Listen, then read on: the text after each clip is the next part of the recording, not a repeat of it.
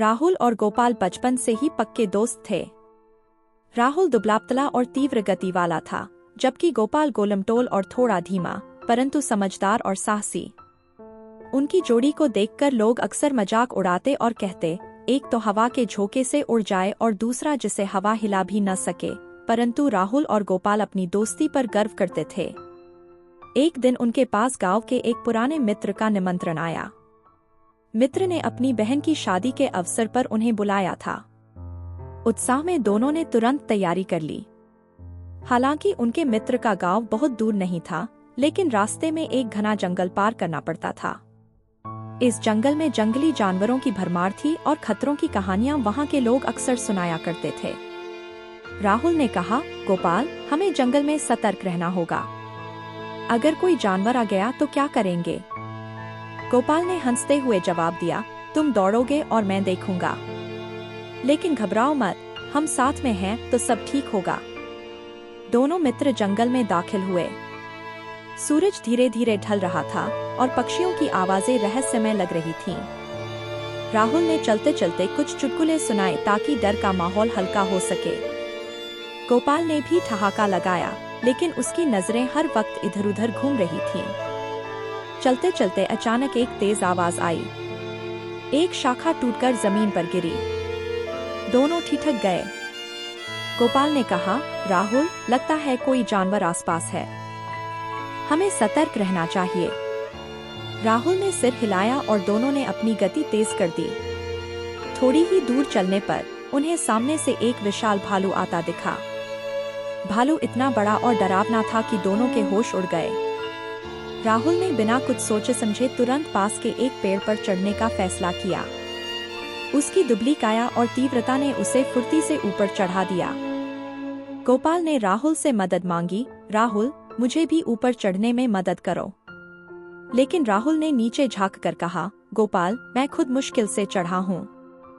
तुम अपनी जान बचाने का कोई और तरीका देखो। गोपाल को समझ आ गया कि अब उसे अपनी जान खुद ही बचानी होगी। उसे याद आया कि भालू मृत शरीर को नहीं खाते। उसने तुरंत जमीन पर लेटकर सांस रोक ली और खुद को मृत दिखाने का नाटक किया। भालू घुरघुराता हुआ गोपाल के पास आया। उसने गोपाल के चेहरे और शरीर को सूंघा। गोपाल ने अपनी धड़कन तक को धीमा कर लिया। भालू ने थोड़ी देर उसे देखा और फिर यह सोचकर आगे बढ़ गया कि गोपाल मर चुका है।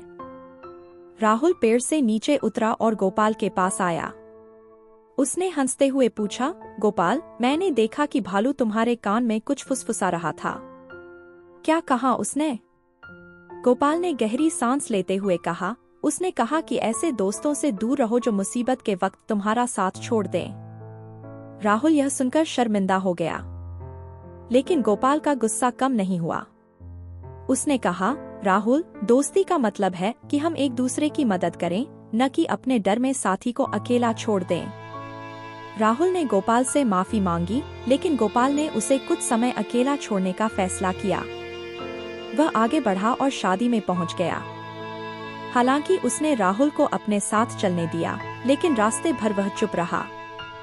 शादी के बाद गोपाल ने राहुल को एक सबक सिखाने की ठानी। उसने गांव लौटते वक्त एक और रास्ता चुना, जो लंबा और सुरक्षित था। राहुल को अपनी गलती का एहसास हो चुका था। उसने गोपाल से कहा, गोपाल, मैं जानता हूँ कि मैंने तुम्हें निराश किया, लेकिन मैं वादा करता हूँ कि ऐसा कभी नहीं होगा। तुम मेरे सच्चे मित्र हो और मैं तुम्हारी कद्र करता हूँ। गोपाल ने थोड़ा मुस्कुराते हुए कहा, राहुल, दोस्ती की परीक्षा संकट में होती है। अगर तुमने अपनी गलती से सीखा है तो हमारी दोस्ती बच सकती है। दोनों गांव लौटे और अपनी दोस्ती को एक नए आधार पर खड़ा किया। राहुल ने गोपाल की मदद से साहस और धैर्य को सीखा, जबकि गोपाल ने राहुल से फुर्ती और हंसमुख स्वभाव का गुण अपनाया। अब जब भी लोग उनकी जोड़ी का मजाक उड़ाते, वे हंसकर कहते, दोस्तों का साथ हो तो हर मुश्किल आसान है। यह घटना उनकी दोस्ती के लिए एक सबक बन गई। उन्होंने समझ लिया कि सच्चा मित्र वही होता है जो हर परिस्थिति में साथ खड़ा रहे।